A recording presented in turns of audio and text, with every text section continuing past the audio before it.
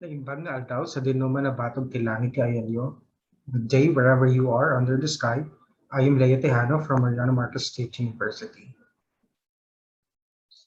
Our country is composed of 180 plus ethno-linguistic groups. My father is Waray, an ethno-linguistic group from the group of islands in the central Philippines, while my mother is Ilocano, an ethno-linguistic group from the northernmost part of the Philippines. Though I am a child of two different ethno-linguistic groups, I must say that I know more about Ilocano than Waray. I'm 28 years old and I have been living here in Ilocos for 16 years, and I spent most of my scholarship in and for the Ilocanos. The term Ilocano is from the combination of Austronesian prefix "e", which basically means from, and the local term Lukong, which means depressed part or lower part of the land. Thus, this gives Ilocano a definition of people of the lowland. This is in reference to the ethno-linguistic group of the other region, Igorot, which means people of the upland. Philippines went through several colonial powers, and these people from the upland, together with the ethno-linguistic groups in the southernmost islands of the Philippines, are considered unconquered and have their traditional ways of living untouched by colonial powers. On the other hand, lowlanders like the Ilocanos were severely influenced by colonial powers. With this, the term indigenous, which is anthropologically defined as original inhabitants of a particular territory, is defined with additional features by the Philippine state promulgated in through the April Law. Such is happening among Ilocanos. There are Ilocanos who consider themselves not indigenous, and there are those who were labeled indigenous because they live in mountain places or remote communities and still live along traditional practices. Again, this is very problematic. We cannot have a differentiation in our own ethnic group. Furthermore, as an Ilocano scholar with the growing interest of former colonists to decolonize and trace their roots, I see the need for Ilocanos to trace back, claim, and embrace indigeneity in order for Ilocano to occupy a significant place in the conceptualization of Filipino or the Filipino nationhood, and likewise to present itself unique to the world. This is now the motivation of my current works, to lead Ilocanos, especially those who are living in the urban areas, towards claiming Ilocano indigeneity by looking into the traces of indigenous practices amidst the modern and industrialized living. I baptized his work as Ablon Kandakeladanum, recounting Ilocano indigenous healing arts and practices. This recounting is based on the story of three mga Blon. The name of the mga Blon are uh, Nanasol, Lakay Beltran, and Amagini. Mga Blon is the name called to someone who is performing the art of Ablon. According to Virgil Apostol, Ablon is the indigenous science and art of manual medicine which include neurovascular and musculoskeletal manipulation and stimulation combined with bone setting.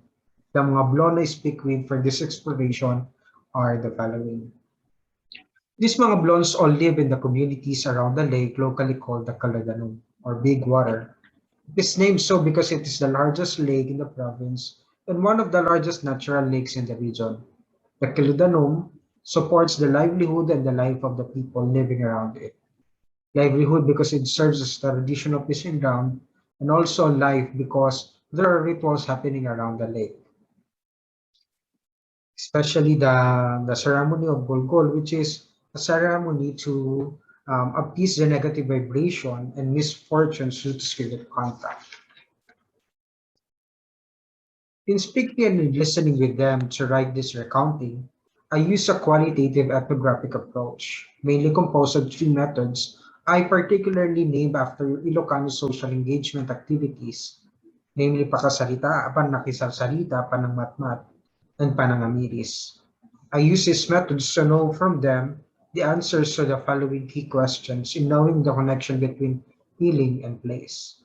How did the Kaladanum inspire them in acquiring the art and science of Babylon? How does the Kaladanum affect their practice of Babylon? And how does the change in the Kaladanum affect the current practice of Babylon? I speak with them for 5 days every afternoon as they arrive home after a work in the field near the lake.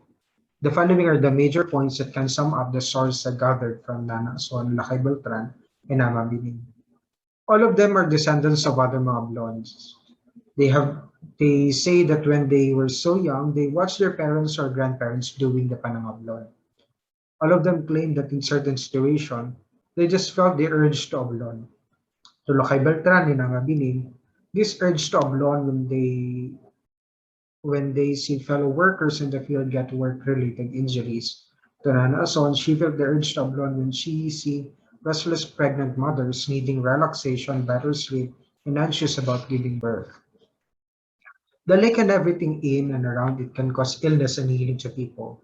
If there are changes in the atmosphere, the difficulty terrain of some parts of the area, spirits dwelling in the place can cause illness to the people, and also even the people living with them.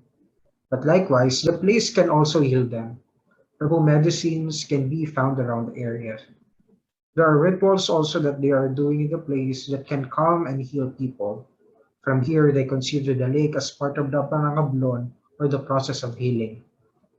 Due to current development of the place, agricultural activities are now restricted.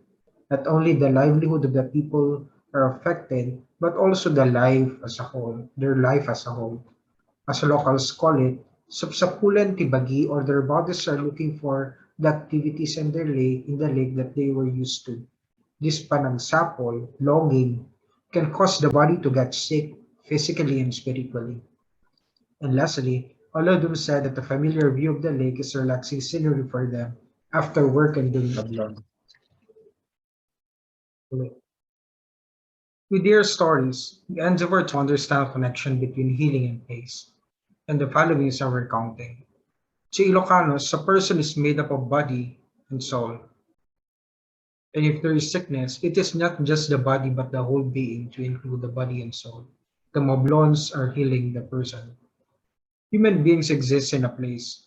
A place is a community and a communion of living and non-living. Everything has a spirit, and everything can cause illness and healing. Healing is the restoration of order and well-being, and it includes the body and everything around him or her where one is existing. There is also an implication on the development of a place that we have to be consider or we have to be culturally sensitive in developing the place for sustainable agriculture. And lastly, this study also adds the literature of Ilocanos' claim for indigeneity. Thank you very